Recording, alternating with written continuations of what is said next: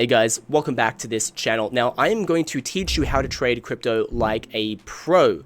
Now, whenever you see videos like this on YouTube or anywhere, your automatic reaction is to click off the video and run and don't watch that person on YouTube anymore.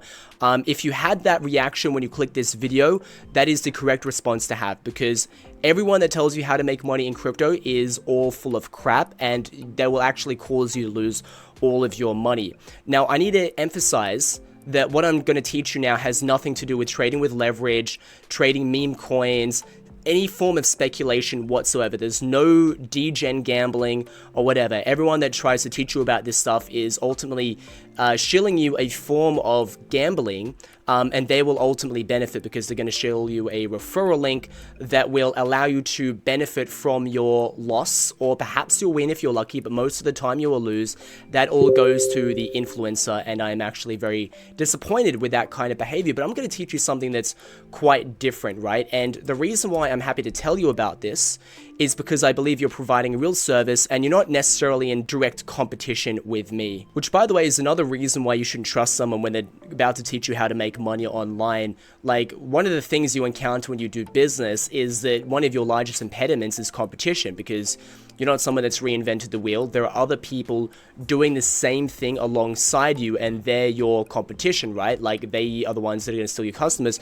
So why would you tell people your method on how to make money if you're just going to dilute your own market and make it harder for you to make money? The reason why I can tell you about this stuff is because I'm not going to tell you everything. I'm going to give you a basic general outline on what you can do, and the understanding is that you're probably going to some niche, right, that is different to mine. Like, so we're not necessarily butting heads, but I'm happy to tell you about this stuff because I'm hoping that you'll use my referral link, that you'll sign up, that you'll make plenty of money, and we can both make money together.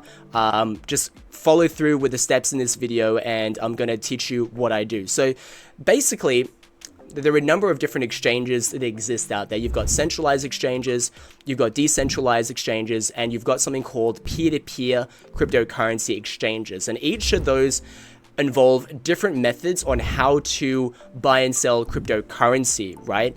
Now, on a centralized exchange, like a spot exchange as it's sometimes called, is a place in which buy and sell orders are automatically matched with each other, and it's a very convenient process. And because it's so convenient, there's a lot of volume there, so fees are low, spreads are low, everyone's happy, except on the centralized exchanges.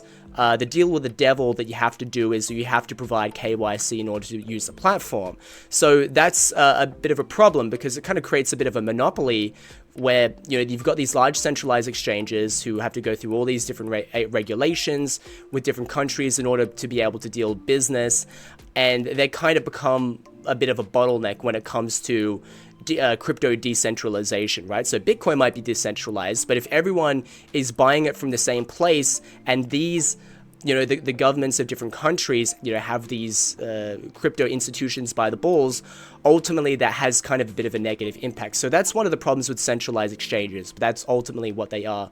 Then you've got decentralized exchanges, right? So decentralized exchanges, imagine them like Uniswap, PancakeSwap. These are places where you can, in a very decentralized fashion, trade one crypto token for another, which is fantastic. If we could live purely on DEXs, we would. But the problem with decentralized exchanges is the fact that you can't exchange fiat for the token using the DEX, right? Some people might say, oh, well, I know some special way, but it's not really, like it's not a very mainstream way. Like, there's probably some catch to it.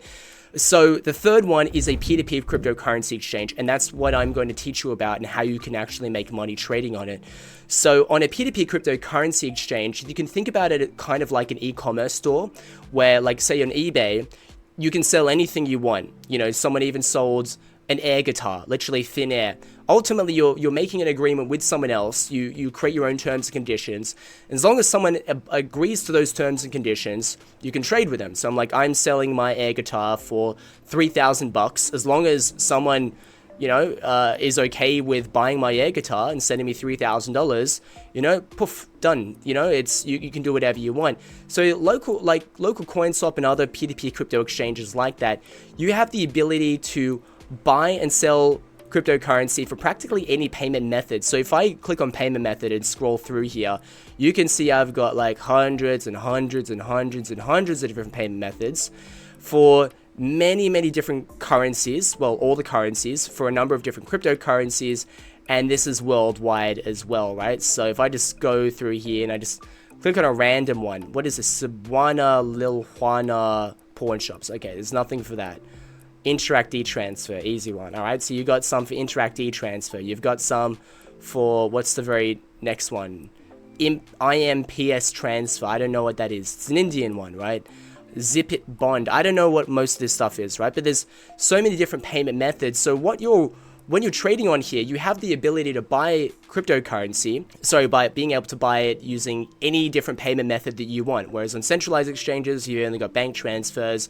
On peer-to-peer exchanges, you can use any payment method you want, and most importantly, you don't have to, it's not required to have KYC to sign up with this exchange. Now, with centralized exchanges, because they're often the ones that are essentially onboarding customers, they're the ones that are accepting fiat from customers' banks, they themselves are like very deeply tied in with the financial system, which means they have to be really tight with AML regulations, KYC, like all these different things.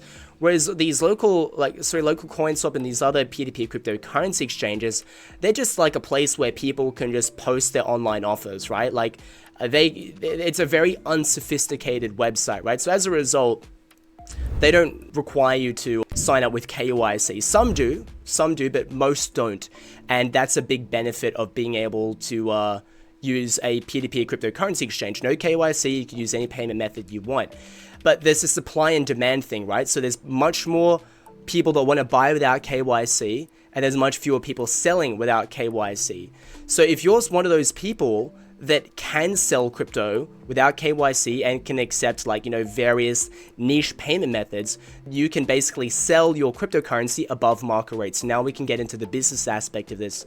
So consider this person here. This person is accepting cash by mail. That means that the buyer will stuff cash in an envelope, send it to him, and this guy is getting paid because he's getting paid 9% above market rate. So if a buyer wants to buy $1,000 worth of Bitcoin, he has to send this seller $1,090 worth of Bitcoin. So now you can understand how you can make money doing this, right? So I want to explain a few of the nuts and bolts involved with this. All right, so first, you need to find a payment method that can actually make money, right? So you need to find a niche, right? Something that you understand. So think about what country you're in. So let's just say you're from Canada. If you're from Canada, you have access to a bank transfer method called Interact e-transfer. It's the most popular one for Canada, but you don't have access to PayID, which is an Australian bank transfer payment, right? So think about where you are and what you have access to. If you're in Canada, naturally it would make sense to deal with other Canadians and try and find a Canadian payment system, right? Like if you're in America, you would want to use American payment systems like Bank of America, stuff like that. And there are some international ones you can have access to, like Revolut, TransferWise. Those are ones that anyone around the world can use, right? But you want to go through and look at all the different payment methods that you could use to sell Bitcoin by. Do you have access to Alipay? Do you have access to Airtel Money? Do you have access to Mercado Pago, etc.? And then maybe you want to click on one of these and see, like, is anyone else selling it? Because, this could be an opportunity. If you're the only person selling Bitcoin via Mercado Pago, whatever that is, then you could, have a monopoly on this market and make a lot of money. But on the other hand, if there's no sellers, it might be because there's no buyers. So you will have to experiment, but sometimes it's just good to go into a payment method that already exists. And, if there are other sellers, maybe there's more competition, especially if you're a new seller, but at least you can guarantee there are buyers, right? So that's one aspect you've got to look at. The second aspect you want to look at is legality, right? So some of you who are watching this are like living in Kazakhstan or Timbuktu or something like that, and the government or whatever financial regulating bodies in your country don't care if you're selling Bitcoin just because they don't care about anything, right? If you're in like just a country that just doesn't care about this, you're selling crypto without KYC or whatever, then more power to you. This is totally made for you, But if you're in the UK and if you're accepting Bitcoin via bank transfer payments, and you're going to do this at scale, at some stage, you might get in trouble either from your bank or like you might get sued by like some regulatory body. So you need to really consider whether it's worthwhile getting in trouble or whether it's worthwhile to actually go through the process of getting something called a VASP, which is called a virtual asset service provider license. And depending on the country you're in, that could be very expensive or very cheap. And then you might consider, well, if it's too hard in your home country, maybe you can get a VASP in a different country and sell it in another country, right? So you've got different countries in Eastern Europe, Georgia, Lithuania, Poland, like there's all kinds of different countries in which you could attain a VASP license and engage in legal kind of activities. But probably if you go that direction, you're going to have to do KYC for your customers. And if that's something that makes you uncomfortable, then you might find another method. Like usually cash, if you're just selling Bitcoin for cash, that's a good way you can make money. You're not going to like ID the person that you meet up with, outside of Starbucks, when you do a cash trade. But the third thing you have to then think about is, okay, so you've turned your crypto into fiat, whether that's via digital payment or cash. How do you then turn it back into crypto, right? How do you close the loop, right? Because if you're just selling all your Bitcoin for cash, then eventually you've got tons of cash. So there's a number of different methods that you can use. The most obvious of which is you're going to, maybe send the funds that you received, on some digital platform. Maybe it's TransferWise. You've got to then send that to your bank account, and then you've got to send those funds from your bank account to a crypto exchange, then turn it back into crypto, and then you can like sell it again, right? So that's the most obvious way to do it. But there's also other things to think about. Like one thing is that like if this is something that you want to do, every time you turn your fiat back into crypto, it's going to attract attention if you're doing it at scale. So that's why it's really important to actually be paying attention to the laws in your country, because if you're just going to do this without following the laws in your country, you could get in trouble at some stage. So I'm definitely advocating for you going through the proper licensure procedures, or if it's just too complicated in your country, you can go online and you can like start an LLC in another country and perform this kind of activity somewhere else. But as long as you can turn your cash back into crypto, you shouldn't have a problem. The only other things you'd have to think about are, you want to find like the exchange that is the cheapest. So, if you've got a low volume exchange, you'll lose a bunch of money. So if you're making like 5% a trade, but to turn your cash back into crypto, if that costs 1%, then that's not good. So you want to find the cheapest exchange possible. So far I've outlined the general business model of how this works. I could go into more detail, but I don't want to make you too good at this because, I don't want to pee in the pool that I like to swim in. But I would still recommend that you get into this because, I can't do everything. Look at this. There's like hundreds and hundreds of different payment methods. I can't get into all this stuff. So if you find that there's something in here that you can do, then you should get involved. Look at this. You can sell Bitcoin for RuneScape golds. Look at that. That's really neat. Like if you've got a niche that you can do, then you should definitely check that out. And the other thing is as well, like I'm kind of an idealist. Part of the reason why I like making these videos on how to do peer-to-peer trading and stuff like that is that I'm of the belief that it's not a good thing that centralized exchanges have hoovered up all the trading volume, and I do believe that they are kind of singular points of failure where, governments and whoever ultimately have them by the balls. I ultimately believe in decentralization, as most crypto people and Bitcoin maxis believe.